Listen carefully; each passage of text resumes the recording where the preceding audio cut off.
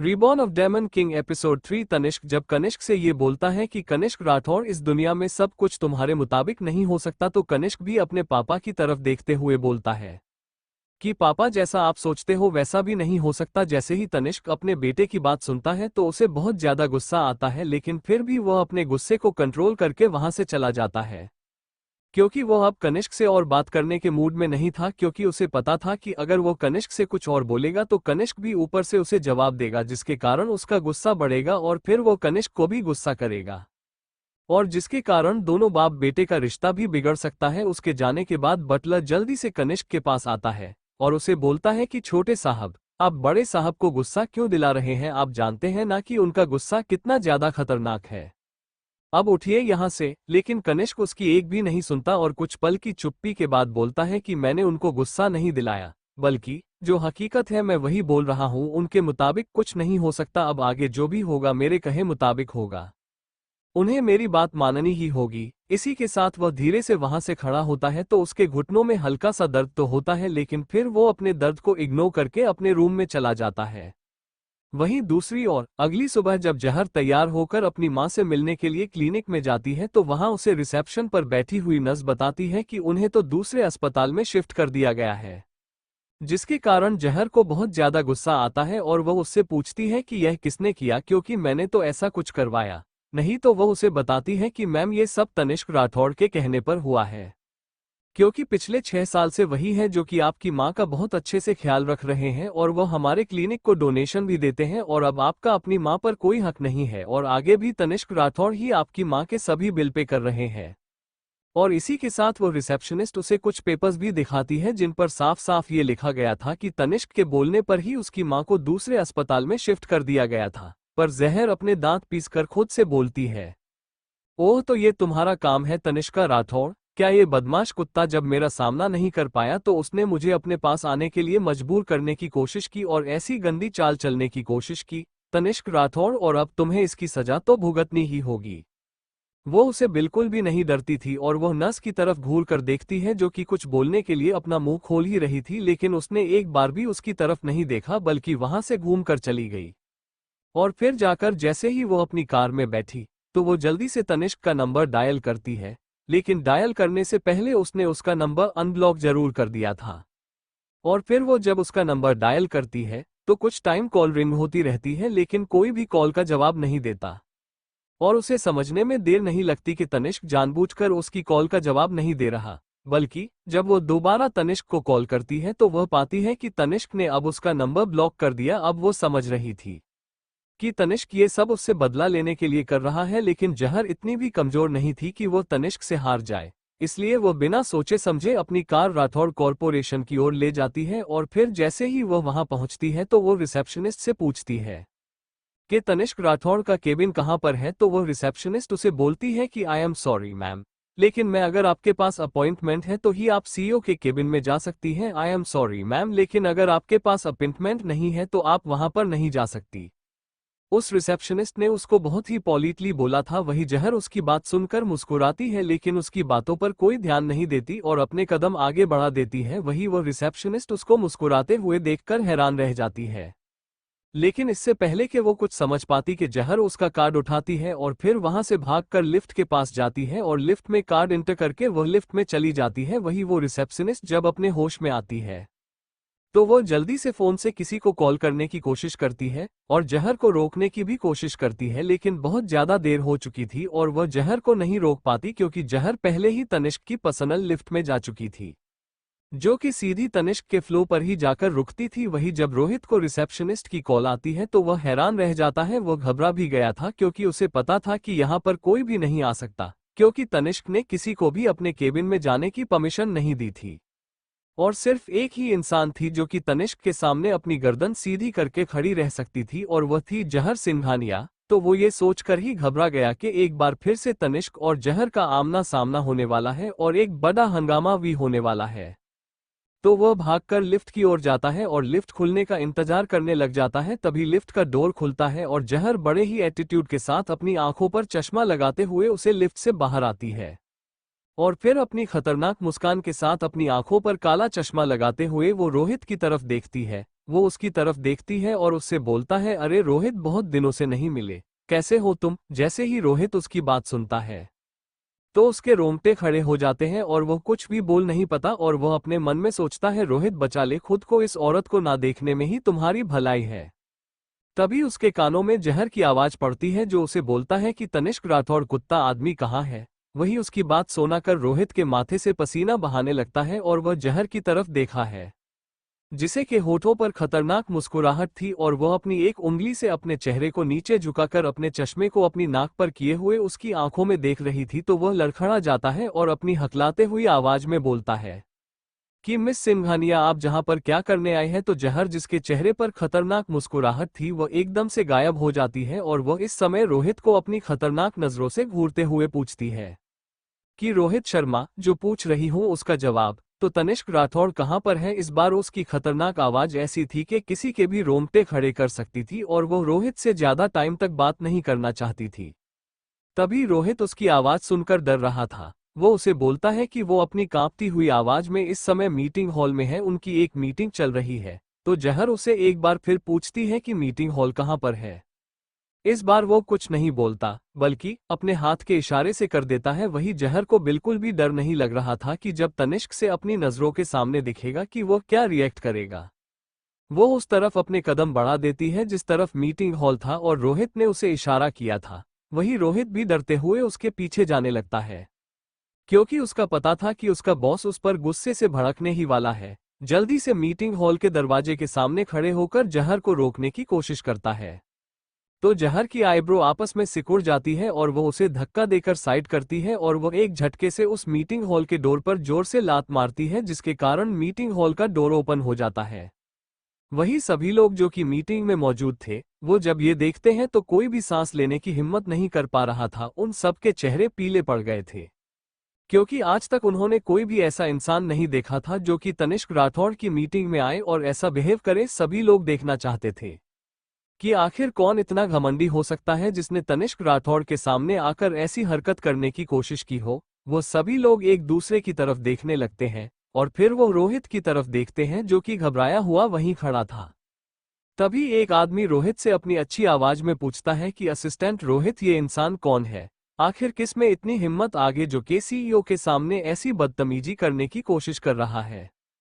तो रोहित कुछ नहीं बोलता बल्कि अपनी घबराई हुई नजरों से जहर की तरफ देखता है और वही बाकी लोग भी हैरानी से जहर की तरफ देख रहे थे। और जब तनिष्क राठौड़ अपनी गर्दन घुमाकर डोर की तरफ देखता है तो जहर को अपनी नजरों के सामने देखकर उसकी आंखें सिकुड़ जाती है और उसकी बॉडी से एक खतरनाक आभा निकलने लगती है। वह अपनी आंखों से ही जहर को वार्निंग दे रहा था।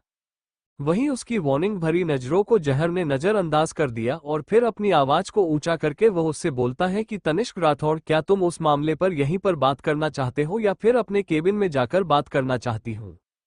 मुझे तुम बता सकते हो, मैं तुमसे वही बात करने को तैयार हूँ।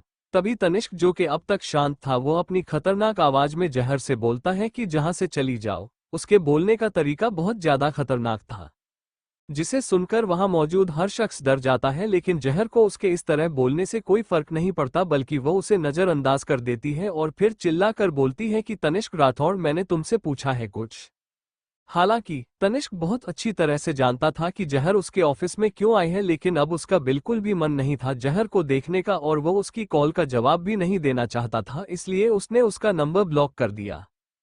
उसे लगता था कि जहर अब अपनी हार मान लेगी, लेकिन उसे उम्मीद नहीं थी कि इस बार भी जहर उसके सामने खड़ी हो जाएगी और उसके गुस्से को एक हवा देगी और उससे लड़ने का भी चैलेंज करेगी। हालांकि जब उसे याद आया कि जहर ने 6 साल पहले क्या किया था तो अब उसे इस बात पर कोई हैरानी नहीं थी क्योंकि वह जान गया था कि जहर किस तरह की है। वही जहर जो कि देखती है कितने इसको उसकी बात का कोई जवाब नहीं दे रहा तो वह अपने कदम आगे बढ़ाती है और तनिष्क का कॉलर पकड़कर उसे उसकी चेयर से खड़ा करके एक मुक्का उसके चेहरे पर जड़ देती है और बोलती है कि तनिष्क राठौड़, मैंने पूछा तुम्हारी हिम्मत कैसे हुई मेरी माँ के साथ ऐसा करने की। जब जहर तनिष्का के ऊपर अपना हाथ उठाती है तो वहां पर मौजूद सारे एम्प्लॉय शॉक हो जाते हैं और डर जाते हैं। डर के मारे उनके माथे से पसीना टपकने लग जाता है क्योंकि अब उन्हें जहर के लिए डर लग रहा था कि तनिष्क राठौड़ जहर के साथ क्या करेगा। इनके वह सब जानते थे कि तनिष्क राठौड़ कितना ज्यादा खतरनाक और बेरहम किस्म का इंसान है। जिसे किसी पर भी तर्ज नहीं आता था, और आज तो उसे कोई टक्कर का मिला था जिसे बिना कुछ बोले सीधा तनिष्क के गाल पर थप्पड़ जड़ दिया था। वहीं तनिष्क राठौर के चेहरा भी हद से ज्यादा बदसूरत हो गया था और वह जहर को अपनी गुस्से से हुई लाल आंखों से घूर घूर कर देख रहा था, क्योंकि जिंदगी में पहली बार उसे किसी ने सबके सामने उसके साथ जी सब करने की हिम्मत की थी। वह अपने दांत पीसकर जहर से बोलता है कि जहर सिंघानिया, तुम्हें मेरी कंपनी में आकर मुझ पर ही हाथ उठाने की हिम्मत किसने दी। उसकी आवाज हद से ज्यादा खतरनाक थी, जिसको सुना कर एक पल के लिए तो जहर भी डर जाती है। और तभी उसके कानों में तनिष्क की गुस्से भरी आवाज पड़ती है, जो उसे बोल रहा था कि जहर सिंघानिया, तुम्हारे पास सिर्फ 5 सेकंड है, जितना जल्दी हो सके मेरी नजरों से ओझल हो जाओ। अगर ऐसा ना हुआ तो तुम सोच भी नहीं सकती कि आगे मैं तुम्हारे साथ क्या करूंगा। और अगर अब तुमने मेरे साथ परेशानी खड़ी करने की कोशिश की तो मैं तुम्हें कोई मौका नहीं दूंगा। अगर तुम्हें तुम्हारी माँ की जगह कुछ मिलेगा तो वह सिर्फ और सिर्फ तुम्हारी माँ की लाश। 1 सेकंड के बाद वह देखता है कि जहर अभी भी गुस्से से घूर घूर कर उसे देख रही है, तो वह जल्दी से अपना फोन उठाता है और उसे अस्पताल में जो उसका आदमी था उसका नंबर डायल करता है। और जैसे ही वो चेक करता है तो जहर, जो कि गुस्से से तनिष्क को घूर घूर कर देख रही थी, एक ही पल में उसके चेहरे के भाव बदल जाते हैं, क्योंकि वह जानती थी कि अगर तनिष्क ने ऐसा कहा है तो वह ऐसा करेगा, क्योंकि तनिष्क के पास दिल नाम की चीज नहीं थी और वह बेरहम इंसान था और वह उसे पुनिश करने के लिए किसी भी हद तक जा सकता था। और वह अपनी माँ के साथ ऐसा कुछ भी नहीं होने देना चाहती थी, इसलिए वो तनिष्क को एक और नज़र घूर कर देखती है। उसके बाद अपनी बर्फ की तरह ठंडा चेहरे के साथ उसे केबिन से बाहर निकल जाती है और उसे जाते हुए देखकर तनिष्क की आंखें धुंधली हो जाती हैं और वो अपने सामने बैठे हुए एम्प्लॉइज को देखने लगता है, जो कि इस समय डर के मारे उसे ही देख रहे थे। वो सभी एम्प्लॉइज ऊंची पोस्ट पर थे और सभी जहर को जानते थे। तभी एक एम्प्लॉय डरता हुआ दूसरे एम्प्लॉय के कान में बोलता है कि अरे, क्या ये खूबसूरत औरत हमारे प्रेसिडेंट की एक्स वाइफ नहीं थी, जिसे थे 6 साल पहले हमारे प्रेसिडेंट को पूरी दुनिया के सामने नामर्द कहा था। अरे, ये तो मर नहीं गई थी, तो फिर ये जिंदा कैसे हो सकती है? क्या आज के समय में मरकर भी लोग जिंदा हो सकते हैं? सभी आपस में ये बातें कर रहे थे और तभी उन सभी के कानों में तनिष्क की खतरनाक आवाज पड़ती है, जो कि उन लोगों को बोल रहा था कि जहां से अभी के अभी यहां से सभी दफा हो जाओ। जैसे ही तनिष्क के बोलता है तो कोई भी एम्प्लॉय बाहर रुकने की हिम्मत नहीं करता, बल्कि भागकर वहां से चले जाते हैं। उनके जाने के बाद तनिष्का अपना सिर वही चेयर से पीछे लगाकर अपनी आंखें बंद कर लेता है। इस समय उसके चेहरे पर कोई भाव नहीं था और वह अपने मन में कुछ सोच रहा था। काफी समय तक अपने गुस्से को शांत करने के बाद वह रोहित को बुलाता है और नेक्स्ट मीटिंग के बारे में पूछता है। तभी वहां पर एक क्लाइंट आता है और तनिष्क उनके साथ मीटिंग करने लग जाता है। भले ही तनिष्क मीटिंग अटेंड कर रहा था, लेकिन उसका ध्यान बिल्कुल भी इस मीटिंग पर नहीं था, बल्कि उसका ध्यान जहर पर था, जो कि अभी भी बाहर उसके आने का इंतजार कर रही थी। उसे एक अलग ही बेचैनी सी महसूस हो रही थी। वह किसी भी हालत में अब जहर को अपने पास रखना चाहता था। उसे समझ नहीं आ रहा था कि उसके साथ क्या हो रहा है। वहीं दूसरी ओर जहर जब उस मीटिंग हॉल से बाहर जाती है तो वह जाने से पहले उस मीटिंग हॉल के डोर को जोर से पटक कर गई थी, जिसकी आवाज वहां पर मौजूद हर किसी ने सुनी थी और रोहित भी वहां पर खड़ा था और वह अपनी छाती को थपथपाने के अलावा कुछ नहीं कर सकता था और वह अपनी सहमी नजरों से जहर को ही देखे जा रहा था। उसे ऐसा लग रहा था कि जब जहर और तनिष्क दोनों ही एक दूसरे के जिंदगी में आए थे तो दो ग्रह के बीच टकराव की तरह ही था। कोई नहीं जानता था कि उनकी इस तकरार का अंत कैसे होने वाला है, लेकिन दोनों ही खतरनाक थे। किसकी जीत होगी किसकी हार, इसका अंदाजा लगा पाना भी बहुत ज्यादा मुश्किल था और बीच में पिसने वाला था रोहित, इसलिए उसे सबसे ज्यादा डर अपने लिए ही लग रहा था। लेकिन फिर भी वो जहर के पास जाकर अपनी हिम्मत जताता है और अपनी फ्लाइट आवाज में उसे बोलता है कि मिस सिंघानिया सर अभी मीटिंग में है, चलिए मैं आपको वेटिंग रूम में ले चलता हूं, जब वो फ्री हो जाएंगे तब आपके साथ बात कर लेंगे। जहर, जिसके चेहरे पर कोई भाव नहीं था, वो अपना सिर हिलाती है। उसके बाद वो रोहित के पीछे पीछे चली जाती है और फिर वो जहर से बोलता है कि मैं अब यहीं पर इंतजार कीजिए, जैसे ही बॉस की मीटिंग खत्म होती है तो वह खुद आगे से चलकर आपसे मिलने के लिए आएंगे। जहर उसकी बात सुनकर कोई जवाब नहीं देती, बल्कि वहीं सोफे पर बैठकर शांति से तनिष्क के आने का इंतजार करने लग जाती है। लेकिन जैसे जैसे समय बीत पर जा रहा था वैसे वैसे उसका गुस्सा बढ़ता जा रहा था, क्योंकि इतने समय होने के बाद भी उसे ऐसा लग रहा था कि जैसे तनिष्क के वहां पर आने का कोई इरादा नहीं है। वो बेवकूफ नहीं थी, वो अच्छी तरह से जानती थी कि तनिष्क ये सब जानबूझकर कर रहा है। वो उसे जहां छोड़कर इंतजार करवाना चाहता था। अगर उसने जाने की हिम्मत की तो शायद उसका ही घाटा होता। क्योंकि इस समय उसे तनिष्क से बात करनी थी और वह वहां से जा नहीं सकती थी, इसलिए वो अपने दांत पीस लेती है और अपनी आंखें सिकोड़कर वह खुद से ही बोलती है कि क्या इस कुत्ते आदमी को सच में लगता है कि वह मुझे आसानी से धमका सकता है। उसके दिमाग में कुछ तो चल रहा था कि तभी उसकी नज़र उसे वेटिंग रूम में रखे हुए एक कंप्यूटर पर पड़ती है, जिसको देखकर उसकी आंखों में चमक आ जाती है। ये कंप्यूटर वी राठौड़ कॉरपोरेशन का ही था। वो जल्दी से सोफे से उठती है और अपने कदम उस कंप्यूटर की तरफ बढ़ा देती है कि तभी उसका फोन रिंग होता है। जहर जल्दी से अपने फोन की तरफ देखती है, जिसे उसने अपने सामने टेबल पर रख दिया था, और फिर फोन पर शो हो रहे नंबर को देखकर उसका चेहरा, जिस पर हद से ज्यादा खतरनाक एक्सप्रेशन थे, वो बिल्कुल शांत हो जाते हैं। और इस समय उसके चेहरे पर एक प्यारी सी मुस्कान थी, उसके होंठ खिले हुए थे और वो कॉल पिक करके अपनी कोमल आवाज में पूछती है, चाहत, मैं थोड़ी देर के बाद घर आऊंगी, ठीक है? आप अपना और भाई का ध्यान रखना, अगर कुछ जरूरी है तो तुम मुझे बता सकती हो। तो चाहत, जो कि अपनी माँ से सिर्फ यही पूछने के लिए कॉल की थी कि माँ तुम कब घर आ रही हो, वो अपनी माँ की बात सुनकर बोलती है कि ठीक है माँ, मैं तो बस आपका इंतजार कर रही थी, मुझे तो आपकी याद आ रही थी। इससे पहले कि वो कुछ और बोलती तभी उसके हाथ से फोन छीन लिया जाता है और वह अपना फोन अपने कान से लगाते हुए जहर से बोलता है कि माँ, इस समय आपको चाहत की चिंता करने के बजाय अपनी चिंता करनी चाहिए, क्योंकि आप जानती हैं कि आप कहाँ पर हैं और जल्द से जल्द अपना काम निपटा कर वापस आना चाहिए। जहर जब उसकी बात सुनती है तो वह बिना आंसुओं के रोने लगते हैं और उसे सच में इस समय त्रिश पर बहुत गुस्सा आ रहा था। त्रिश उसका वो बेटा था जिससे उसे कभी कभी बहुत डर भी लगता था। और फिर वो त्रिश से बोलता है कि बच्चे, मुझे पता है कि मैं गलत थी, अब मुझे माफी कर दो। तभी त्रिश उसकी बात सुनकर कुछ नहीं बोलता और फोन रखना ही वाला था कि तभी उसके कानों में जहर की आवाज पड़ती है, जो कि उसे बोल रही थी, त्रिश, क्या तुम अपनी माँ पर एक एहसान कर सकते हो? तो त्रिश अपनी माँ की बात सुनकर बोलता है, अच्छा तो बोलो माँ, आपको मेरा क्या एहसान चाहिए? तो जहर बोलती है कि मुझे एक तुम्हारे पापा की कंपनी के सिक्योरिटी सिस्टम को हैक करना है और मैं चाहती हूँ कि तुम मेरी मदद करो, जहाँ पर बहुत ज्यादा रिस्क है। बस दूसरी साइड को मौका देना और उनके सिस्टम को हैक करने की जरूरत नहीं है, तुम्हें बस सिर्फ मेरी छोटी सी हेल्प करनी है। जैसे ही त्रिश उसकी बात सुनता है तो वह अपनी आंखें छोटी कर लेता है, क्योंकि उसे पता था कि उसकी माँ पहले से ही दुनिया के सबसे अच्छे हैकरों में से एक थी, लेकिन वह जानती थी कि तनिष्क अपनी कंपनी के नेटवर्क को बनाने वाला खुदा मास्टरमाइंड है और उसे पता है, और अगर बस की कंपनी में रहकर कुछ करती है तो वह कभी भी तनिष्क की तेजी से मेल नहीं खा पाएगी। उसे डर था कि वो उसके सिस्टम को हैक करने से पहले ही पकड़ी जाएगी, इसलिए वो त्रिश की हेल्प ले रही थी। अगर उसे पता चला तो उसे पता था कि उसका बचना लगभग मुश्किल ही नहीं, नामुमकिन है। तनिष्क उसे छोड़ेगा नहीं अगर उसे पता चला कि उसने हैक करने की कोशिश की है, इसलिए वह अपने बेटे की मदद लेती है। कोई नहीं जानता होगा, दुनिया के 3 हैकरों में से एक बच्चा जो कि सिर्फ 6 साल का है, वो सभी पर भारी पड़ सकता।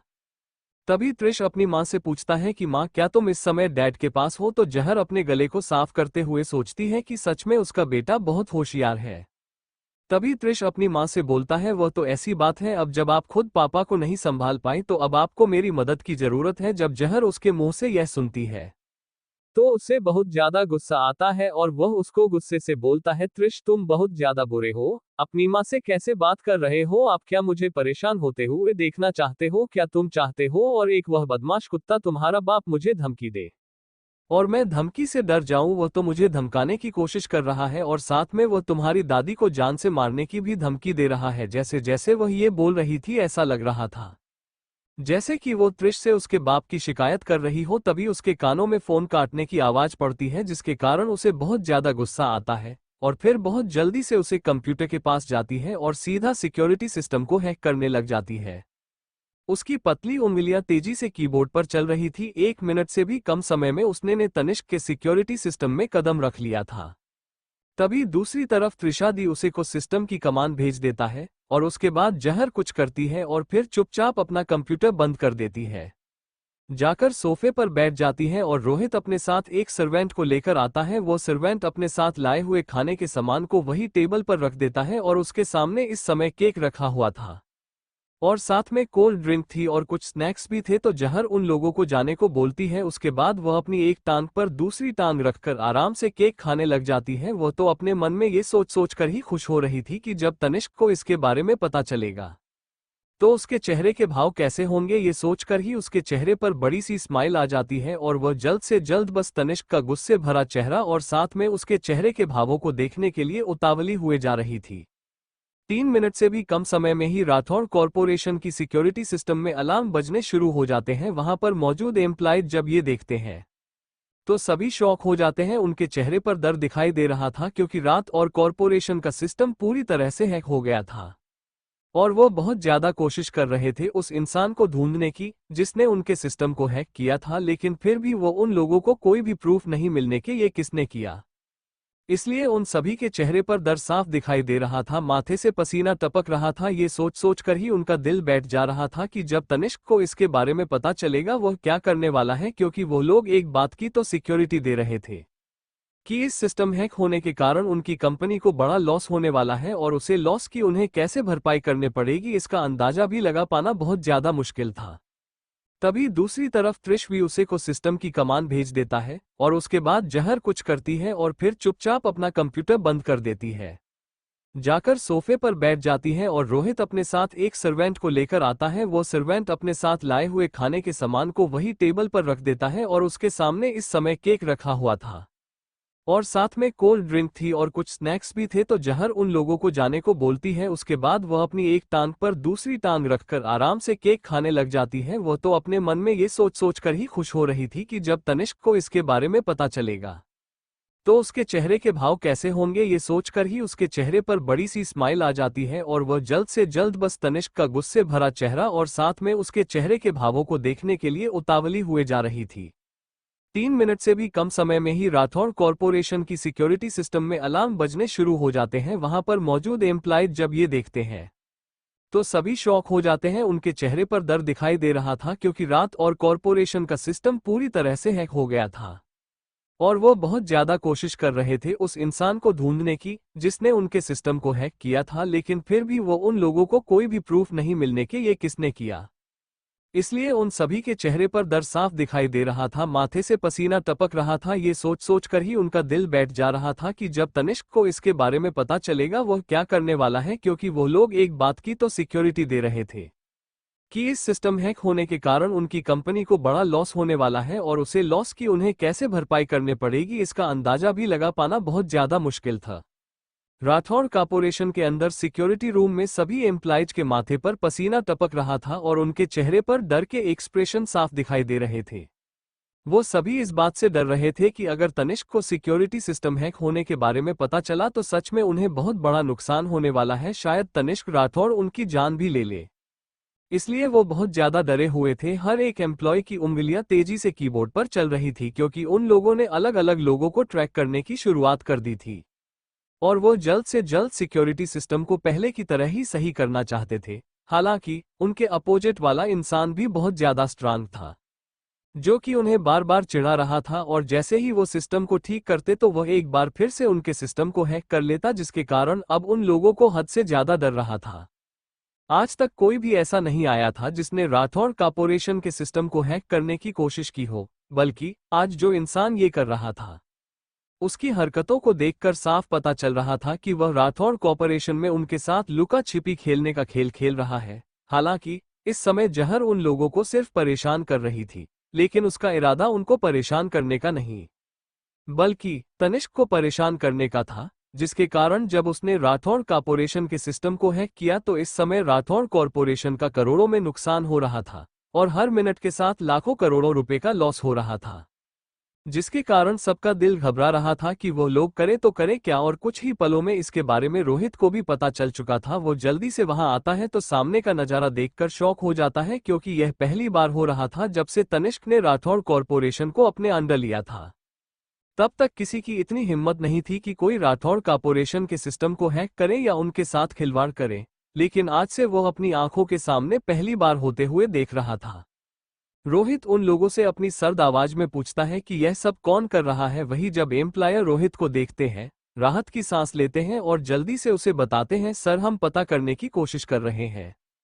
5 मिनट के बाद एक एम्प्लॉय चिल्लाकर बोलता है कि सर मुझे पता चल गया कि यह कौन कर रहा है। तो रोहित उससे पूछता है ये कौन कर रहा है, तो वो उन्हें बताता है कि ये यंग मास्टर कर रहे हैं।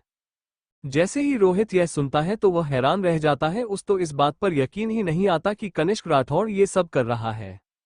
आखिर वह राठौड़ कॉर्पोरेशन के सिक्योरिटी सिस्टम को हैक क्यों कर रहा है? क्या उसके और तनिष्क के बीच कुछ हुआ है? क्या वो ये सब करके अपने पापा को परेशान कर रहा है? उसे समझ नहीं आ रहा था कि कनिष्क आखिर ये सब क्यों कर रहा है। वो यही सोच रहा था कि अगर तनिष्क को इसके बारे में पता चला तो वह क्या करेगा, इसलिए वो उन लोगों को देखता है और फिर बोलता है कि तुम लोग चिंता मत करो, मैं उससे बात करता हूँ। लेकिन जाने से पहले फिर भी उन्हें बोल कर जाता है कि चाहे कुछ भी हो जाए, तुम लोग इसके बारे में अभी भी इंफॉर्मेशन निकालते रहो। मुझे नहीं लगता कि यह सब उन्होंने किया है, तब तक मैं उनसे बात करके देखता हूँ क्या सच में ये सब उन्होंने किया है, क्योंकि तुम लोग भी जानते हो कि अगर बॉस को ये पता चला तो वो तुम सबकी जान ले लेंगे।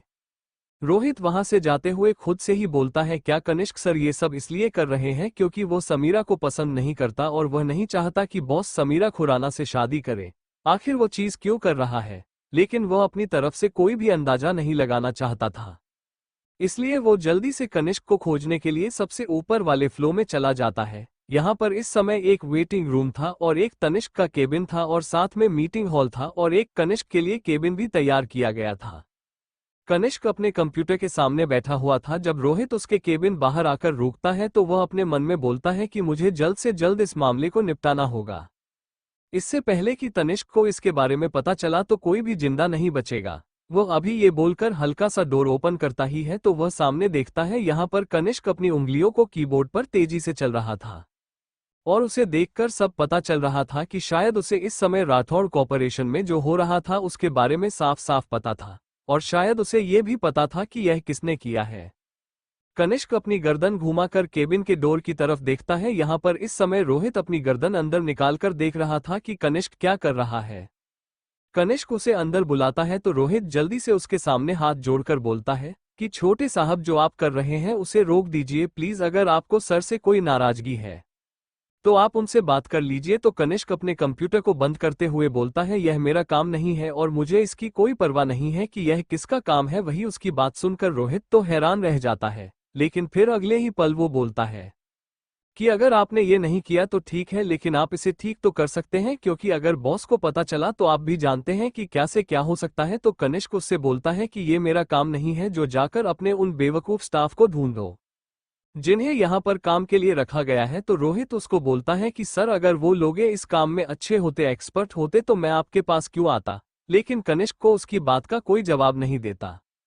वो अपनी सीट से खड़ा होता है और फिर अपने केबिन से बाहर निकल जाता है और वहीं रोहित एक पल के लिए तो हैरान रह जाता है, लेकिन अगले ही पल वह भी उसके पीछे पीछे जल्दी से बाहर जाता है क्योंकि वो उसे किसी तरह मनाना चाहता था। वो दूसरी तरफ जहर, जो कि बहुत ज्यादा खुश नजर आ रही थी और अपने फोन पर गेम खेल रही थी, अचानक वो चुप हो जाती है। तभी उसे कुछ एहसास होता है और वो अपनी गर्दन नीचे झुकाकर दूसरी साइड देखती है तो उसे सामने एक छोटी सी परछाई दिखाई देती है जो कि सामने की तरफ जा रही थी। वो जल्दी से खड़ी होती है और दूसरी तरफ जाने लगती है। वो उसे पर उस और देखकर हैरान रह गई थी क्योंकि उसके सामने कोई और नहीं, उसका वो बेटा जिसे वो ढूंढने के लिए यहाँ पर आई थी वो था कनिष्क राठौड़। उसको एक पल के लिए तो देखकर उसकी आंखें नम हो गई थी। वो इस समय अपने बेटे के पास जाना चाहती थी, उसे अपने गले से लगाना चाहती थी, लेकिन तनिष्क के होते हुए ऐसा बिल्कुल भी नहीं था। आज तो वो सिर्फ और सिर्फ तनिष्क से आमने सामने बात करने आई थी, लेकिन उसे नहीं पता था कि भगवान आज उसकी मुराद को पूरा कर देंगे और उसे उसके बेटे से मिला देंगे। इसलिए वो जल्दी से अपने बेटे के पीछे जाने लगती है और उसके कदमों की आहट को सुनकर कनिष्क, जो कि आगे आगे चल रहा था, वो जल्दी से अपनी गर्दन को घुमाकर पीछे देखता है तो उसके चेहरे के भाव ठंडे पड़ जाते हैं और वो जहर को पहचान लेता है और बोलता है कि ओह ये आप है। वहीं जहर ये जानकर बहुत ज्यादा खुश हो जाती है कि उसके बेटे ने उसे पहचान लिया। हालांकि वो उसके ठंडा चेहरे को देखकर मन ही मन उदास भी थी। कनिष्क रोहित से पूछता है कि अनजान लोगों को इस कंपनी में आने की परमिशन किसने दी। जैसे ही रोहित ये सुनता है तो वो थोड़ी सी सहमति नजरों से जहर को देखते हुए आप हिचकिचाते हुए कनिष्क से कुछ बोलने के लिए अपना मुंह खोलती है। तभी वो खुशी खुशी उसका नाम पुकारती है, वहीं कनिष्क। जहर की कोमल आवाज सुनकर पता नहीं क्यों, लेकिन कनिष्क को अंदर ही अंदर अपनेपन का एहसास होने लगता है और उसके चेहरे के भाव भी बदल जाते हैं। लेकिन फिर भी वो कुछ नहीं बोलता और जहर से बोलता है कि आपको मेरा नाम लेने का हक किसने दिया। जहर जब अपने बेटे की बात सुनती है तो उसके दिल में एक टीस सी उठती है। वो अपनी नम आंखों से कनिष्क को देखती है, लेकिन जल्दी ही वो अपने इमोशंस को संभाल लेती है और तभी उसके कानों में कनिष्क की आवाज पड़ती है। जो कि उसे बोल रहा था कि मुझे इस बात की परवाह नहीं है कि आप कौन हैं, लेकिन मैं आपको एक बात क्लियर कर देता हूं कि वहम में मत रहिए। आप मेरी मां नहीं बन सकती। मेरी मां सिर्फ एक ही औरत है जिसने मुझे जन्म दिया था, और इसके अलावा कोई भी मेरी मां नहीं बन सकती। अच्छा होगा कि आप मेरे पापा से दूरी बना कर रहे। वही उसकी बात सुनकर जहर एक पल के लिए तो हैरान रही जाती है।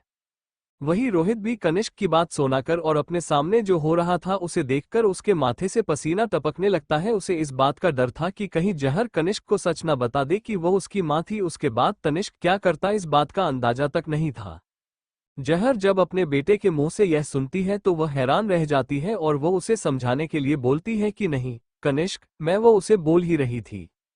लेकिन कनिष्का उसकी तरफ ध्यान नहीं देता और फिर वह घूमता है और जल्दी से अपने कदम लिफ्ट की ओर बढ़ा देता है और फिर वहां से चला जाता है। वहीं जहर जल्दी से होश में आती है और उसके पीछे जाने लगती है, लेकिन इससे पहले कि वो उसके पास पहुंच पाती कि तभी तनिष्क राठौड़ अचानक से वहां आ जाता है और उसकी कलाई को कसकर पकड़ लेता है और फिर उसे अपनी तरफ खींच लेता है। जैसे ही वो उसे अपनी तरफ खींचता है तो जहर जाकर सीधा तनिष्क से टकरा जाती है और वह चौंक जाती है।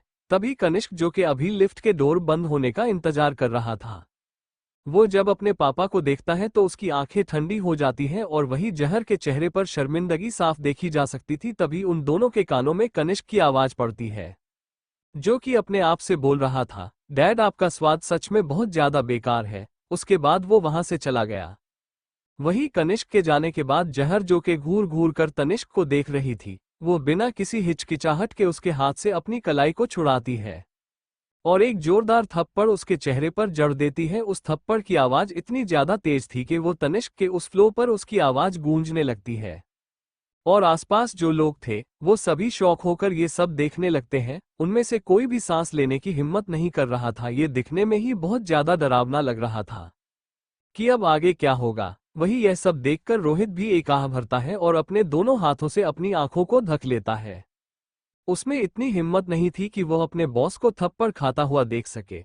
हालांकि बाकी सब के लिए ये बहुत ही शौकन भरा था, लेकिन अब रोहित को इसकी आदत पड़ चुकी थी। वो बहुत बार जहर के हाथों अपने बॉस को पीटता हुआ देख चुका था और आबू से जहर का भी पता चल चुका था कि जहर को उकसाना नहीं चाहिए और उसके बॉस की यही गलती थी कि वो बार बार जहर को उकसाता था, जिसके कारण तनिष्क को हर बार जहर से थप्पड़ खाना पड़ता। वही तनिष्क के लिए अपने एम्प्लॉइज के सामने अपनी एक वाइफ से थप्पड़ खाना बहुत ज्यादा शर्मिंदगी भरा था। इसलिए वो उसे घूर कर देखता है और अपने चेहरे पर उन 5 उंगलियों की निशानी की बिना परवाह किए वो जहर की गर्दन को पकड़ लेता है।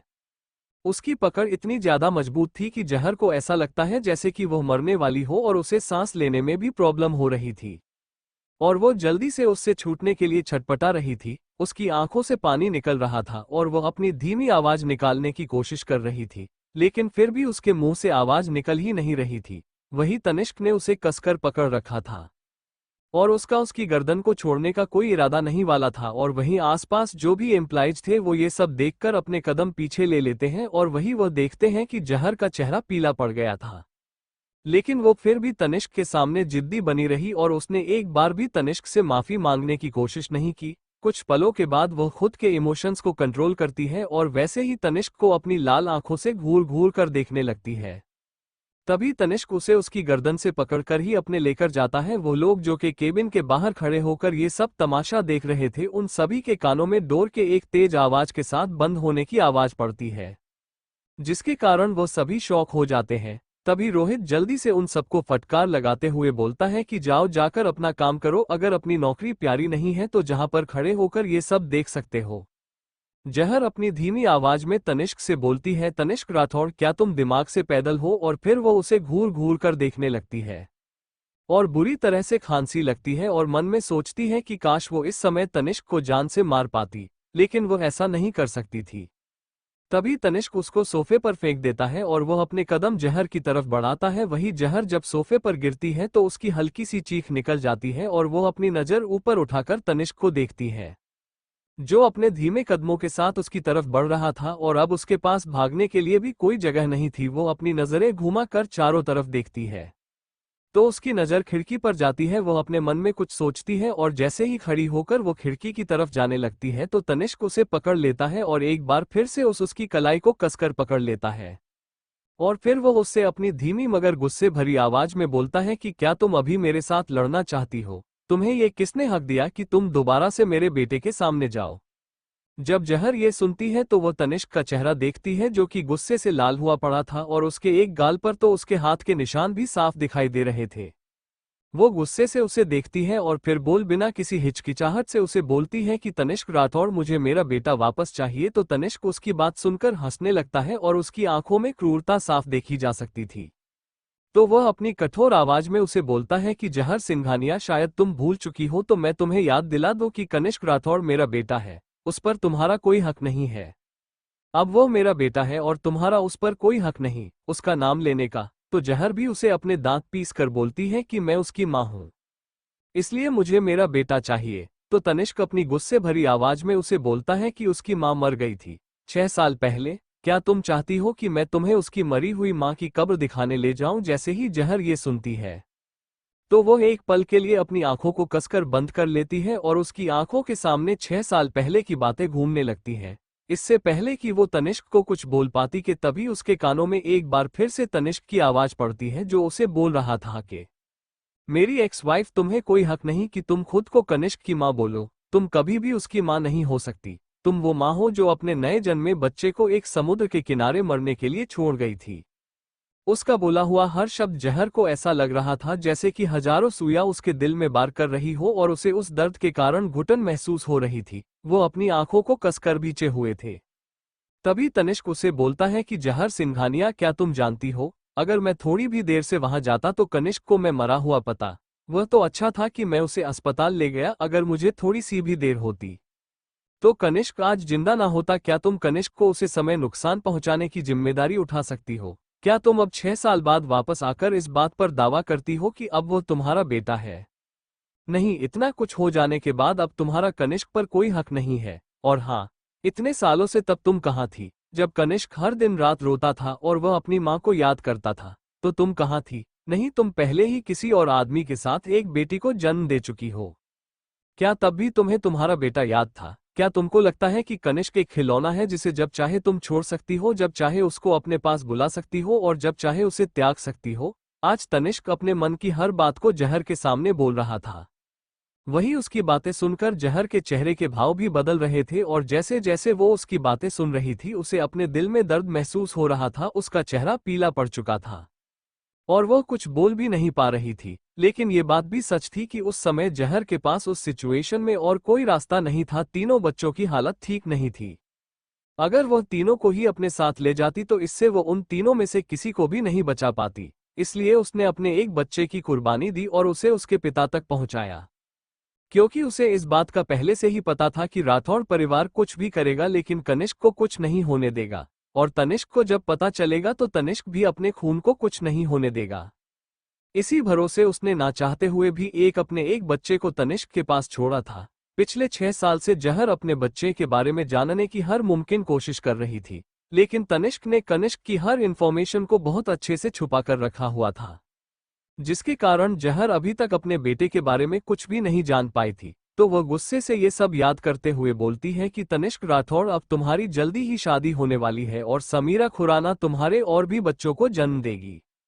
इसलिए अच्छा है कि तुम मेरे बेटे को मेरे हवाले कर दो। और वो तनिष्क को ये बात समझने की कोशिश कर रही थी, लेकिन तनिष्क ने उसकी बातों को नजरअंदाज करते हुए वो उसे घूर घूर कर देख रहा था। उसकी ठंडी और घूरती हुई नजरों को देखकर जहर को बिल्कुल भी बुरा नहीं लगता और फिर भी वो उसे बोलना जारी रखती है और बोलती है कि तनिष्क राठौड़, कोई भी सौतेली माँ किसी बच्चे के साथ अच्छा व्यवहार नहीं कर सकती और तुम्हारी उस समीर खुराना जैसी इंसान की तो बात ही छोड़ दो, जो मुझे बेहद नफरत करती है। तो वह मेरे बेटे से अच्छा बिहेव कैसे कर सकती है और वो प्यार कैसे दे सकती है? क्या तुम उस दिन का इंतजार कर रहे हो जब तुम्हारी वह पाखंडी गर्लफ्रेंड मेरे बेटे के साथ कुछ गलत करे, उसके बाद तुम अफसोस करो? नहीं, मैं हरगिज ऐसा नहीं होने दूंगी। इसलिए मुझे मेरा बेटा वापस कर दो। तनिष्क राठौड़, मैं तुम्हें आखिरी बार बोल रही हूँ कि मुझे मेरा बेटा वापस कर दो। और इसके अलावा जब तुम्हारी और तुम्हारी उस सो कॉल्ड समीरा खुराना की शादी हो जाएगी तो तुम दोनों का भी बच्चा होगा तो तुम मेरे बेटे पर ध्यान नहीं दोगे। और तुम जानते हो कि कनिष्क पहले से ही बहुत ज्यादा सेंसिटिव है और अगर उसके दिल पर जरा सी भी बात लगी तो तुम उसे कैसे संभालोगे? वही उसके कहे हुए हर शब्द तनिष्क के कानों में गूंज रहे थे। वो जहर पर चिल्लाते हुए बोलता है चुप रहो। वही जहर उसके इस तरह चिल्लाने से चौंक जाती है और जल्दी ही चुप हो जाती है और वो कुछ पल चुप रहने के बाद वो उसे फिर से बोलती है कि मैं तुमसे वादा करती हूँ कि एक बार मैं अपने बेटे को जहाँ से ले जाऊं उसके बाद मैं जिंदगी भर तुम्हारे सामने नहीं आऊंगी।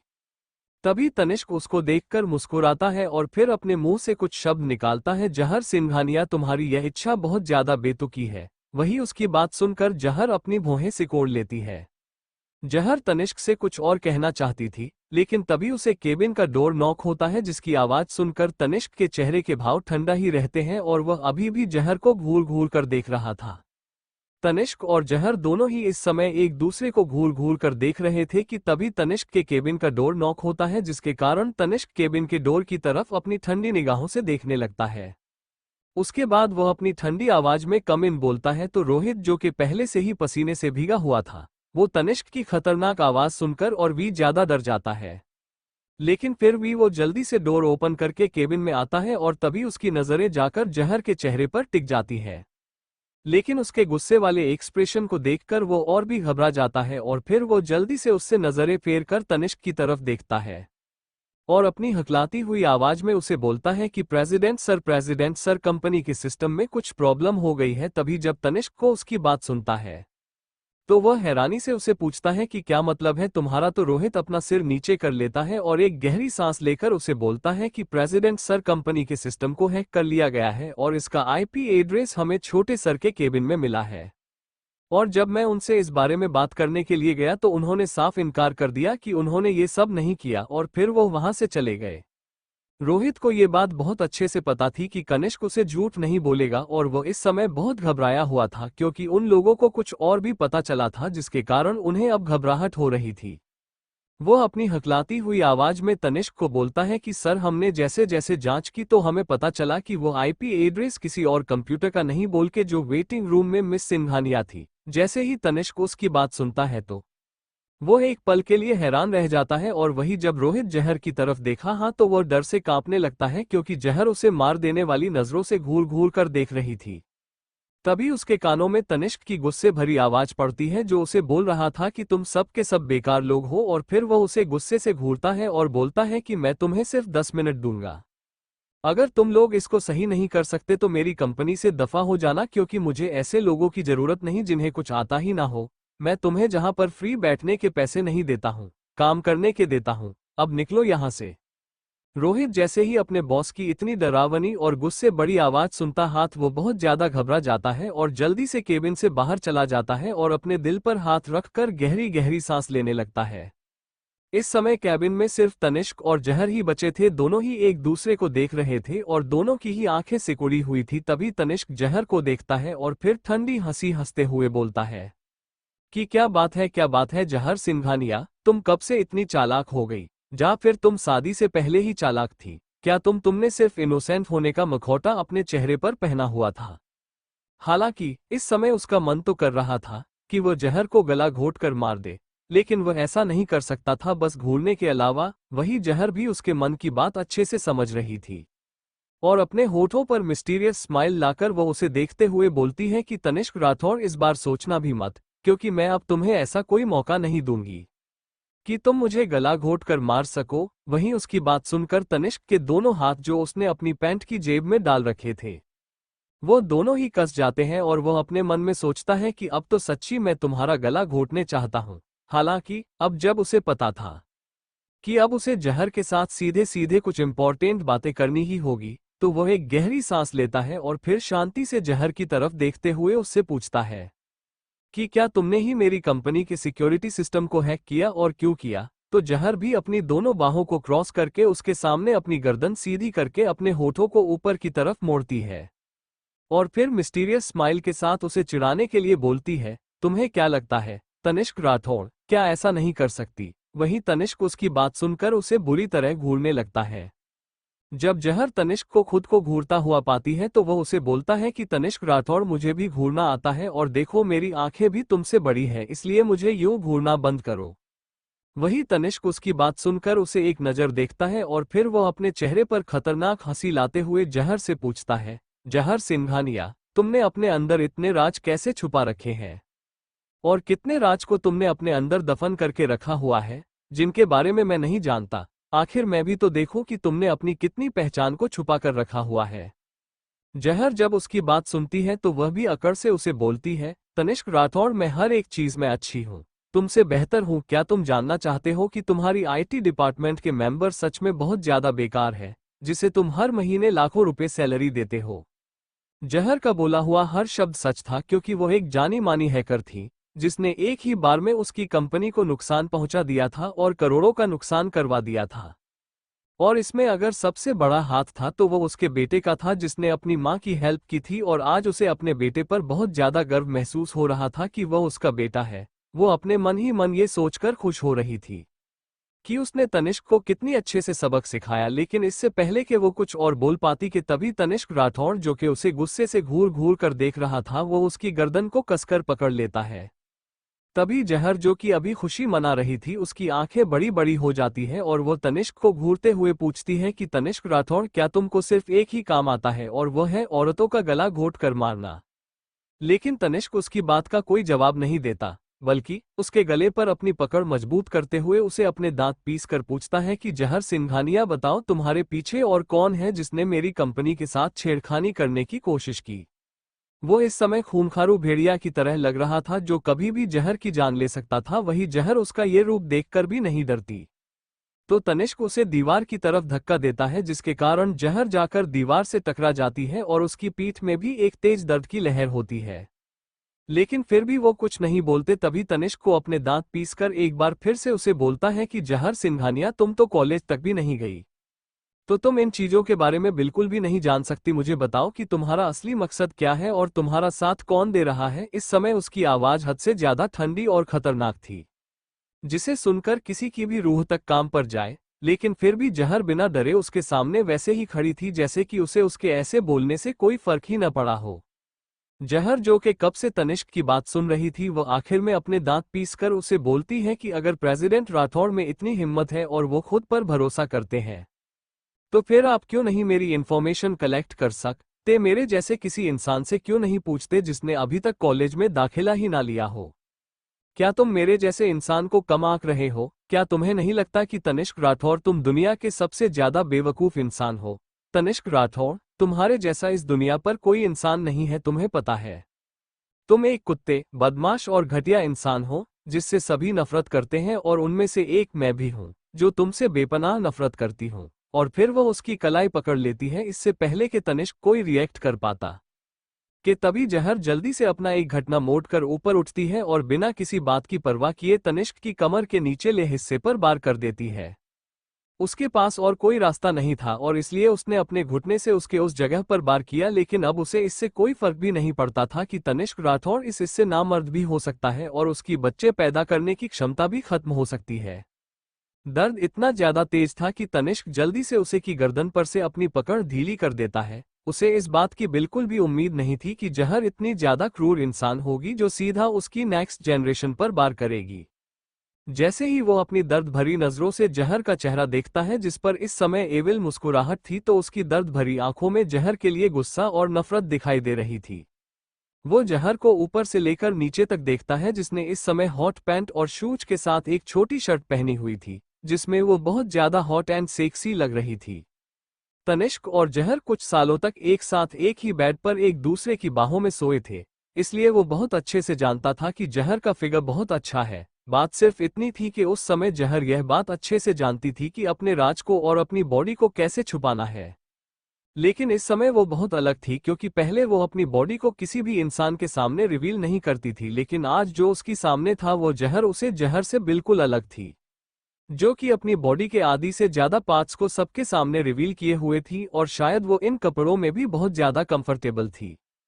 उसकी नजरें जाकर उसकी छोटी सी कमर पर ठहर जाती है, जिसकी साइड में एक ब्लैक कलर का तिल था, जो कि उसको अपनी तरफ अट्रैक्ट कर रहा था। तभी वो देखता है कि जहर उसके पास से गुजर रही है और वहां से जाने की कोशिश कर रही है, तो वो उसकी कलाई को पकड़कर अपनी तरफ खींचता है और उसे अपनी खतरनाक आवाज में पूछता है कि अब तुम यहां से जाना चाहती हो? सपने में। और फिर अपनी हवस भरी नजरों से उसे ऊपर से लेकर नीचे तक देखता है। वही उसकी नजरों को अपने ऊपर महसूस करके जहर को खतरे की घंटी जैसे महसूस हो रहा था। लेकिन इससे पहले कि वो जल्दी से रिएक्ट करती और तनिष्क से छूट पाती कि तनिष्क उसे बिना कोई मौका दिए सोफे पर गिरा देता है, वही वो उसके ऊपर था और जहर उसके नीचे थी। जहर हिल तक नहीं पा रही थी और वह महसूस कर सकती थी कि तनिष्क इस समय एक भूखे भेड़िए के जैसा इंसान है जो कभी भी उस पर टूट सकता है, इसलिए वह अपने मुंह से आवाज निकालने की भी हिम्मत नहीं कर रही थी। वहां का माहौल इस समय अजीब सा था। जहर जब देखती है कि वो तनिष्क की पकड़ से नहीं छूट पा रही तो वह एक बार फिर से अपना पैर ऊपर उठाकर उसे मारने की कोशिश करती है। तो तनिष्क जल्दी से उसके दोनों पैरों को पकड़ लेता है और फिर अपनी खतरनाक आवाज में उसे बोलता है कि क्या तुम अब फिर से मेरे पर वैसा ही वार करना चाहती हो। इससे पहले कि वो उसे कोई जवाब देती, तनिष्क बिना कोई वक्त गवाए उसके होठों को अपने होठों में कैद कर लेता है और उसे डीप किस करने लग जाता है। तनिष्क जहर को चूमने के साथ साथ काट भी रहा था। जहर के मन में यही बात चल रही थी कि वह एक बार फिर से तनिष्क को अपना फायदा नहीं उठाने दे सकती थी, क्योंकि तनिष्क अपने विला के गैराज में एक बार पहले से ही उसका फायदा उठा चुका था और इस बार तो वह बिल्कुल भी ऐसा नहीं होने दे सकती थी। इसलिए वह अपने मन को शांत करने की कोशिश करती है। 5 मिनट की लॉन्ग किस के बाद तनिष्क जहर को छोड़ता है, जो कि उसे अपनी नफरत भरी निगाहों से देख रही थी। तभी तनिष्क अपने गुस्से भरी आवाज में उसे बोलता है कि जहर सिंघानिया, तुम्हारे लिए यही अच्छा होगा कि तुम मुझे बता दो कि कौन है वह जो तुम्हारा साथ दे रहा है, क्योंकि अगर मैंने खुद पता लगाया तो शायद मैं उसे जान से मार डालूंगा। वही जब जहर उसकी बात सुनती है तो वो बहुत ज्यादा घबरा जाती है। वो सब कुछ बर्दाश्त कर सकती थी, लेकिन अपने बेटे और बेटी को कोई नुकसान पहुंचा ये बर्दाश्त नहीं कर सकती थी और उसे इस बात का भी डर था कि इन 6 सालों तक उसने अपने बच्चों के बारे में तनिष्क से बहुत अच्छे से छुपा कर रखा हुआ था। अगर तनिष्क को पता चला कि उसने एक बच्चे को नहीं बल्कि 3 बच्चों को जन्म दिया था और उसके 2 बच्चों को उससे दूर किया था, तो शायद तनिष्क उसे उसके बच्चों को छीन ली और फिर उसे मार डाले, जो वह कभी नहीं होना चाहती थी।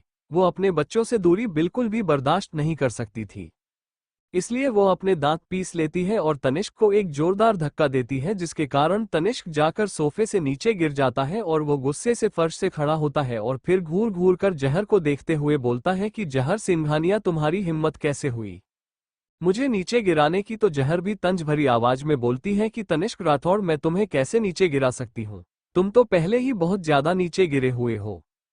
तनिष्क जब उसकी बात सुनता है तो उसे हद से ज्यादा गुस्सा आता है। वो अपना मुंह खोलता ही है उसे कुछ बोलने के लिए कि तभी जहर, जो कि गुस्से से उसे बोल रही थी, वो बोलती है कि जो भी किया वो सिर्फ मैंने अकेली ने किया, किसी ने भी मेरा साथ नहीं दिया, इसलिए चिंता मत करो, मैं इसे सही कर देती हूँ। उसके बाद वो तनिष्क को धक्का देकर साइड करती है और फिर खुद टेबल के पास जाकर तनिष्क के लैपटॉप के सामने खड़ी हो जाती है और एक नज़र तनिष्क को देखती है। इस समय उसके होठों पर खतरनाक मुस्कुराहट थी। वो तनिष्क को देखकर एक आई विंक करती है और फिर उसके लैपटॉप को ऑन करके तेजी से कीबोर्ड पर कुछ टाइप करने लग जाती है। वही तनिष्क से अपने लैपटॉप पर लगे हुए देखकर जल बुनकर राख हो जाता है, लेकिन फिर भी वो कुछ नहीं करता क्योंकि उसे सिर्फ अपने काम से मतलब था। और वो वहीं सोफे पर अपनी एक टांग पर दूसरी टांग रखकर अपने दोनों बाहों को फैलाकर बैठ जाता है और घूर घूर कर जहर की तरफ देखने लगता है, जिसका ध्यान सिर्फ उसके लैपटॉप पर था और वो उसे पर बहुत ध्यान से कुछ कर रही थी। कुछ ही पलों के बाद वह अपने होठों पर गर्व वाली मुस्कान लाकर उसकी तरफ देखती है और फिर उसे बोलती है कि हो गया तनिष्क राठौड़, अब अगर तुमने मुझे धमकाने की कोशिश करी तो भूल जाना कि मैं कभी तुम्हारी सिक्योरिटी सिस्टम को ठीक करूंगी, बल्कि तुम्हारी इस कंपनी को बम से उड़ा दूंगी। उसके बाद रहना अपनी इस कंपनी की राख में, और अगर दोबारा से मेरे साथ कोई बदतमीजी करने की कोशिश की तो मुझे बाद में मत बोलना कि मैंने तुम्हारे साथ कुछ गलत कर दिया, क्योंकि अब मैं वो जहर सिंघानिया नहीं हूं जो कि आज से 6 साल पहले तुम्हारी घटिया हरकतें सहती आई थी। अब मैं तुम्हें मुंह तोड़ जवाब दूंगी, और वह भी ऐसा कि तुम सहन नहीं पाओगे। जब तनिष्क उसकी बात सुनता है तो उसे गुस्सा तो बहुत आता है। तभी जहर उसकी चेयर से उठते हुए अपने दोनों बाहों को क्रॉस करते हुए उससे पूछती है, हाँ तो अब तुम्हारी कंपनी का काम सही हो गया, तो अब क्या तुम मुझे बता सकते हो कि तुमने मेरी माँ को दूसरे अस्पताल में शिफ्ट क्यों किया। जब तनिष्क ये सुनता है तो उसके चेहरे के भाव बदल जाते हैं और वह जहर से गुस्से वाली आवाज में बोलता है, जहर सिंघानिया, तुम किस माँ की बात कर रही हो जिसे तुम 6 साल पहले छोड़कर चली गई थी। क्या तुम्हें तब कोई याद भी था कि तुम्हारी एक माँ भी है जो कि कोमा में है और वो कभी भी मर सकती है। तो जहर को भी उसकी बात सुनकर बहुत दर्द फील होता है, क्योंकि उसने सच में उसे समय अपनी माँ को बिल्कुल अकेला छोड़ दिया था। उसने इस बात के बारे में सोचा ही नहीं कि उसकी माँ को कुछ हो जाएगा। इसलिए वो उससे बोलती है, मानती हूँ कि मेरी गलती थी, लेकिन इसका मतलब नहीं है कि मैं तुम्हें अपनी माँ के साथ कुछ भी करने दूंगी, और अब मैं वापस आ गई हूँ तो मुझे मेरी माँ से मिलना है। तो तनिष्क बोलता है कि इतने सालों से तुम्हारी माँ का ख्याल मैंने रखा है और उनकी बीमारी पर जितना भी खर्चा हुआ है वह भी मैंने किया है, तो तुम्हें कैसे उम्मीद कर सकती हो कि मैं तुम्हें तुम्हारी माँ से मिलने दूंगा। अब वो मेरी देख रेख में है और भूल जाओ कि तुम कभी अपनी माँ से मिल पाओगी। तो जहर अपने होठों पर खतरनाक मुस्कान लाते हुए उससे पूछती है कि तनिष्क राठौड़, थोड़ा मुझे भी तो बताओ कि तुमको कब से अपनी एक्स सास की फिक्र होने लगी। क्या तुम्हें पता है, जब तुम्हारी उसे सो कॉल्ड गर्लफ्रेंड को पता चलेगा कि तुम आज भी अपनी एक्स बीवी की माँ का ख्याल रख रहे हो तो वह कैसे रिएक्ट करेगी। तुम कब, क्या लगता है कि तुम्हें वह ये सब करने देगी? तो उसके बाद वह से बोलती है कि नहीं, वो तुम्हें ऐसा नहीं करने देगी, इसलिए अच्छा है कि मुझे मेरी माँ लौटा दो। जैसे ही तनिष्क उसकी बात सुनता था वह गुस्से से जहर से बोलता है, जहर सिंघानिया, तुम्हें क्या लगता है कि 6 साल बाद तुम वापस आओगी और मुझे पता चलेगा कि तुम जिंदा हो तो तुम जो चाहेगी वो मुझसे मांग सकती हो? नहीं, बिल्कुल भी नहीं। मैं ना ही तो तुम्हें अपना बेटा दूंगा और ना ही तुम्हें तुम्हारी माँ वापस लौट आऊंगा। रही बात मेरे बेटे की, अगर मैं मर भी जाऊंगा तब भी तुम मेरे बेटे तक नहीं पहुंच पाओगी। तुम्हें पता है, अगर मुझे कुछ हो भी जाता है तो भी राठौड़ परिवार है मेरे बेटे का ध्यान रखने के लिए, और वो कभी भी तुम्हारा छाया मेरे बेटे पर नहीं पड़ने देंगे। इसलिए अच्छा होगा कि तुम मेरे बेटे का ध्यान अपने दिमाग से निकाल दो। तनिष्क की बातों से जहर को अपने दिल में इतना दर्द होता हुआ महसूस हो रहा था कि वह घूमती है और अपनी धीमे कदमों के साथ वहां से जाने लगती है। लेकिन तभी तनिष्क, जो कि उसकी हर मूवमेंट को बहुत ध्यान से देख रहा था, वो उसकी कलाई को पकड़ लेता है, जिसके कारण जहर हैरान रह जाती है और वह अपनी भौहों को ऊपर की तरफ चढ़ा लेती है और फिर अपनी गर्दन घुमाकर अपने दांत पीसकर पूछती है कि तनिष्क राठौड़, तुम क्या करने की कोशिश कर रहे हो? वही तनिष्क, जो कि उसे घूर कर देख रहा था, उसकी आंखें ठंडी और हद से ज्यादा खतरनाक दिखाई दे रही थी। वह जहर से बोला कि जहर सिंघानिया, क्या तुम सच में पहले भी इतनी घमंडी थी, जा फिर इन 6 सालों के बाद इतनी घमंडी हो? अपनी गलती होने के बाद अब तुम रो रही हो? तो जहर उसकी बात का सिर्फ एक ही जवाब देती है कि तनिष्क राठौड़, तुमको इससे कोई मतलब नहीं होना चाहिए कि मैं रो रही हूं या नहीं। जैसे ही वह ये बोलती है तो वह अपने हाथों को उसके हाथ से छुड़ाने की कोशिश करती है, लेकिन जितना ज्यादा वो कोशिश करती उतनी ही तनिष्क की पकड़ उसकी कलाई पर मजबूत हो जाती, जिसके कारण अब जहर को तनिष्क पर हद से ज्यादा गुस्सा आ रहा था। उसका चेहरा गुस्से से लाल हो गया था और जैसे ही उसका गुस्सा तनिष्क पर फूटने वाला था कि तभी तनिष्क उसे बोलता है कि जहर सिंघानिया, क्या तुम्हें कनिष्क राठौड़ चाहिए, है ना? जैसे ही वो ये बोलता है तो जहर, जो कि उसे खुद को छुड़ाने की कोशिश कर रही थी, वो एक पल के लिए रुक जाती है और तनिष्क की तरफ देखने लगती है, क्योंकि उसे विश्वास नहीं हो रहा था कि अभी अभी क्या सच में उसने तनिष्क के मुंह से कनिष्क के बारे में सुना। जैसे कि उम्मीद थी, तनिष्क कभी नहीं सुधर सकता था। उसने जहर को देखते हुए बोला कि ठीक है फिर, लेकिन मेरी एक शर्त है। अगर तुम कनिष्क से मिलना चाहती हो और उसको अपने पास लाना चाहती हो तो मेरी एक शर्त है जिसे तुम्हें मनाना होगा। हालांकि जहर को तनिष्क की बात सुनकर उस पर गुस्सा तो बहुत आ रहा था, लेकिन फिर भी वह अपनी आवाज को शांत करके उससे बोलती है, ठीक है, आगे बोलो कि तुम्हारी शर्त क्या है? क्योंकि उसका मकसद ही सिर्फ एक था और वो था कनिष्क को जहां से दूर लेकर जाना। इससे कोई फर्क नहीं पड़ता था कि तनिष्क की क्या शर्त है, और वो कनिष्क को जहां से दूर ले जाने के लिए कोई ना कोई रास्ता तो निकाल ही लेती। लेकिन अब जब कनिष्क उसे मौका दे रहा था तो वो इस मौके को अपने हाथ से जाने नहीं देना चाहती थी। हालांकि उसकी आंखें लाल थी और वह जिद्दीपन से तनिष्क को ही देखे जा रही थी। वही तनिष्का उसकी ओर देखने लगा, लेकिन उसकी आंखों को देखकर अचानक वो थोड़ा सा बेचैन होने लगा, लेकिन बहुत जल्दी ही अपने आप को संभाल लेता है और अपनी जबड़े के कसकर अपनी ठंडी आवाज में बोलता है कि जहर सिंघानिया, मैं तुम्हें एक मौका दूंगा। जब तक तुम उसे पूरा कर देती हो तो मैं तुम्हें रोकूंगा नहीं। जहर उसकी बात को सुनकर कुछ नहीं बोलती, क्योंकि उसे भी यह बात बहुत अच्छे से पता थी कि कनिष्क को जहां से दूर ले जाना इतना ज्यादा आसान बात नहीं है। हालांकि वो तनिष्क की बात मान सकती थी और अपनी और अपने बेटे के रिश्ते को और मजबूत कर सकती थी, जिसके लिए उसे समय चाहिए था, तब कहीं जाकर हो सके और उसके बेटे के जो रिश्ता था उसमें प्यार आ सकता था। क्योंकि इस समय वह जानती थी कि उसका बेटा उसे नहीं जानता कि वह उसकी सगी माँ है, और वो जी जानकर भी खुश थी कि अब पहले जितना मुश्किल नहीं होगा, क्योंकि अब जब खुद तनिष्क उसके सामने शर्त रख रहा था तो वह आसानी से अपने बेटे से मिल सकती थी और उसकी देखभाल कर सकती थी। वो तनिष्क को घूर कर देखती है और उससे बोलती है कि आगे बोलो कि तुम्हारी शर्त क्या है। तो तनिष्क बड़े ही एटीट्यूड के साथ उसे बोलना है कि मैं चाहता हूं कि तुम एक नैनी बनाकर राठौर फैमिली में जाओ और कनिष्क के साथ रहो। अगर तुम कनिष्क के साथ 1 महीना बिता पाती हो और कनिष्क तुम्हें 1 महीने के अंदर अंदर तुम्हारी जब से नहीं निकलता तो तुम जीत सकती हो। जहर जैसे ही उसकी बात सुनती है तो वो बहुत ज्यादा खुश हो जाती है और फिर बोलती है कि बस इतना ही, ये तो मैं आसानी से कर लूंगी। तनिष्क राठौर उसे इतना खुश होते हुए देखकर उसकी खुशी पर पानी फेरते हुए बोलता है कि जहर सिंघानिया, क्या तुमको लगता है कि ये इतना आसान है? जैसे ही जहर उसकी बात सुनती है तो वह अपनी आंखें सिकोड़कर उसे देखने लगती है। वह तो ये सुनकर ही खुश हो गई थी कि वह अपने बेटे के साथ 1 महीने तक रह सकती है, लेकिन फिर भी उसे पता नहीं क्यों तनिष्क की बातों पर शक हो रहा था कि कुछ ना कुछ तो गड़बड़ है। तभी तनिष्क अपने होठों पर खतरनाक मुस्कान लाते हुए उसे बोलता है कि जहर सिंघानिया, मैं तुमको एक बात बता देता हूं कि तुम्हारा बेटा इतना सीधा नहीं है कि तुम जाओगी और उसके साथ अपने रिश्ते को मजबूत कर लेगी, क्योंकि तुम्हारा वह बेटा एक दिन के बाद नैनी को बदल देता है। और अगर उसे वह नैनी पसंद नहीं तो वह उसे 5 मिनट भी अपने पास नहीं रहने देता, और इन समय के दौरान अगर उसके साथ कोई नैनी रही थी तो वह भी सिर्फ और सिर्फ 3 दिनों तक ही टिक पाई थी। इसलिए मुझे उम्मीद है कि तुम इस 1 महीने तक आराम से टिक पाओगी।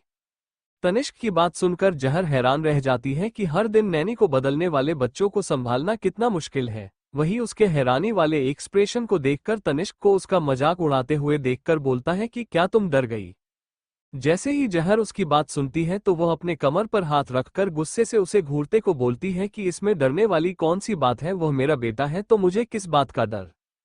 तो तनिष्क अपने दांत पीसकर उसे बोलता है कि जहर सिंघानिया, मैं तुम्हें याद दिला दूं, तनिष्क के दिए उसकी मां पहले ही मर चुकी है, इसलिए जब तुम मेरी शर्त पूरी न कर दो अपने मुंह को कसकर बंद रखना। अगर तुमने जानबूझकर भी कोई भी ऐसी हरकत करनी चाही तो बाद में तुम्हारे साथ जो होगा उसके लिए तुम मुझे दोष नहीं दे सकती। उसकी आवाज तो शांत थी, लेकिन उसकी आवाज में जो चेतावनी थी उसे जहर बहुत अच्छे से समझ पा रही थी। दूसरी बात, अपनी मां होने की पहचान के बिना भी जहर एक नैनी ही लगने वाली थी, इसलिए वह गुस्से से तनिष्क को घूरती है। और वो ये भी जानती थी कि एक नैनी के रूप में अपने बेटे को कंट्रोल करना और संभालना उसके लिए बहुत ज्यादा मुश्किल होने वाला था। वह एक गहरी सांस लेती है और फिर तनिष्क से बोलती है कि ठीक है, 1 महीने के बाद मुझे उम्मीद है कि तुम अपने वादे पर खरे उतरोगे मिस्टर राठौड़। जैसे ही वो ये बोलती है वो अपना फोन हिलाते हुए तनिष्क के सामने कर देती है और बोलती है कि अगर तुम इससे मुकरना भी चाहोगे तो कोई बात नहीं, क्योंकि मैंने पहले ही सबूत इकट्ठा कर लिया है। तुम्हें पता है जो भी जहां पर बातें हुई हैं उन सबको रिकॉर्ड कर लिया गया है, इसलिए अब तुम अपने वादे से पीछे नहीं है सकते। वही उसकी बात सुनकर तनिष्का हैरान रह जाता है। वह भी अपने मन में जहर को गाली देते हुए बोलता है कि यह सच में बहुत ज्यादा घटिया लड़की है, लेकिन फिर अपने होठों को ऊपर की तरफ करते हुए उसे परेशान करने के लिए बोलता है कि जहर सिंघानिया, मैंने अभी तक बोलना खत्म नहीं किया है, पहले ध्यान से मेरी बात सुन लो। उसके बाद वह उसे बताता है कि राठौड़ परिवार की नैनी राठौड़ परिवार के घर में नहीं रहती जब तक जरूरी काम ना हो, और उसे सुबह 6 बजे ही राठौड़ परिवार के घर में पहुंचना होगा, और रात के 9 बजे कनिष्क के सो जाने के बाद ही वह राठौड़ मेंशन से जा सकती है, और इस टाइम के दौरान कोई भी छुट्टी नहीं होगी, और उसे हमेशा जो भी कनिष्का करने को कहेगा उसे पूरा करना होगा। जेड वही जहर उसकी बात सुनकर अपने दांत पीस लेती है और वह तनिष्क से बोलता है कि क्या तुम एक बार फिर से मुझे परेशान करने के लिए मेरे बेटे का इस्तेमाल कर रहे हो?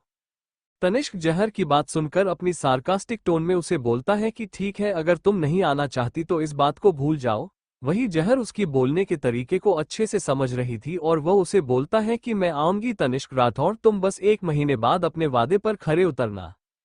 तनिष्क ने अपने मुंह से एक लफ्ज भी नहीं निकालता, बल्कि वो उसकी ओर ही देखता रहा। उसने अपने दोनों हाथों को अपनी जेब में डाल रखा था और वैसे ही बड़े ही एटीट्यूड के साथ जहर के सामने खड़ा था। जहर का मन तो कर रहा था कि वो एक खींचकर उसके कान के नीचे लगा और उसके बालों को खींच दे और फिर उसकी खूब पिटाई करे, जिसके कारण उसे बहुत संतुष्टि मिलती और वह उसके एटीट्यूड को भी निकालकर फेंक देना चाहती थी। लेकिन फिलहाल के लिए वो खुद को शांत करती है और फिर उसे घूर घूर कर देखने लगती है। दोनों के बीच चुप्पी छाई हुई थी और उसे केबिन में भी शांति भरा माहौल था। तभी 5 मिनट के बाद उसकी आवाज उस शांत भरे माहौल में गूंजती है और वो तनिष्क से बोलती है कि तनिष्क राठौड़, अब से तुम्हें मेरी मां के मामले में टांग अड़ाने की जरूरत नहीं है। और फिर वो एक गहरी सांस लेती है और फिर तनिष्क को देखते हैं जो कि उसे ही देख रहा था। तो तनिष्क उसे बोलता है कि ठीक है, पहले तुम्हारी मां के इलाज पर जितने मेरे पैसे खर्च हुए हैं उन्हें मुझे लौटा दो। जहर गुस्से से उसे पर बिफरते हुए बोलती है कि बताओ कितने पैसे हैं? तो तनिष्क से बोलती है कि 10 करोड़ रुपए। जहर उसकी बात सुनकर गुस्से से उसे पर चलते हुए बोलती है कि तनिष्का राठौर तुम कुछ ज्यादा ही आगे जा रहे हो। तो तनिष्क राठौर उससे बोलता है कि मैं आगे नहीं जा रहा, जितना खर्च हुआ है ब्याज समेत मैंने तुम्हें बताया कि तुम्हारी माँ के ऊपर इतने पैसे खर्च हुए हैं। जहर उसकी बात सुनकर गहरी सांस लेती है। उसके लिए 10 करोड़ को मामूली रकम ही थी, वो तनिष्का को लौट सकती थी, लेकिन वह ऐसा करना नहीं चाहती थी क्योंकि वह अपने पैसों को तनिष्क जैसे गंदे हाथों में नहीं देना चाहती थी। और वह अपनी मां को तनिष्क के जाल से बाहर निकालने के लिए कोई और रास्ता भी खोल सकती थी। इसलिए वह अपने दिमाग में सोचती है कि अभी मन की सेफ्टी के लिए वह अपनी मां को तनिष्क के अंदर ही रहने देती है, क्योंकि उसे पता था कि उसकी मां के पास कुछ ऐसा है जिसके पीछे पूरा सिंघानिया परिवार पड़ा हुआ है। अगर उन लोगों को जरा सा भी पता चला कि तनिष्क ने उसकी मां पर से ध्यान देना हटा दिया और अब उसकी मां जहर के पास है, तो वह जहर को परेशान करने के लिए उसके पास आ जाते और जहर अपने जिस काम के लिए जहां आई थी उसे काम को भी ध्यान से ना कर पाती। और वह अपनी मां के साथ भी कुछ भी गलत नहीं होने देना चाहते थे। वो तनिष्क को बोलती है कि ठीक है, अगर तुम मुझे मेरी मां की धमकी देखकर मुझे कंट्रोल करना चाहते हो तो भूल जाओ, क्योंकि तुम ऐसा कभी नहीं कर पाओगे। और मैं तुम्हें एक बात और बता देता हूं, अगर मेरी मां के साथ कुछ भी गलत हुआ तो याद रखना, रात और परिवार के लोगों को अपनी जान देकर इसकी कीमत चुकानी पड़ेगी और सबसे पहला नंबर तुम्हारा होगा। तनिष्क राठौर। उसके बाद वो तनिष्क को एक नज़र घूर कर देखती है और फिर बिना कुछ बोले वो पीछे मुड़ती है और तेजी से उसके कैबिन से बाहर चली जाती है। और वही तनिष्क अपनी आंखें छोटी करके उसे उसकी जाती हुई परछाई को देखता रहता है। अचानक से उसके चेहरे के भाव बदल जाते हैं। वहीं दूसरी ओर इस समय दौरान राठौर कॉरपोरेशन का नेटवर्क सिस्टम पूरी तरह से ठीक हो गया था, जैसे कि कभी कुछ हुआ ही ना हो। उसे समय दूसरी तरफ एक काले रंग की बेंटले राठौर परिवार की हवेली की तरफ जा रही थी और बैक सीट पर कनिष्क अपनी आईपैड को पकड़कर बैठा हुआ था और वो उसके कीबोर्ड पर कुछ टाइप कर रहा था और उसे इंसान के बारे में पता करने की कोशिश कर रहा था जिसने राठौर कॉरपोरेशन के नेटवर्क सिस्टम के साथ छेड़छाड़ की थी। Thank you for listening. मुझे उम्मीद है आपको ये स्टोरी पसंद आई होगी। अगर आपको पसंद आए है तो प्लीज लाइक और कमेंट करना ना भूलें और मोर स्टोरीज के लिए सब्सक्राइब करें। मिलते हैं नेक्स्ट वीडियो में।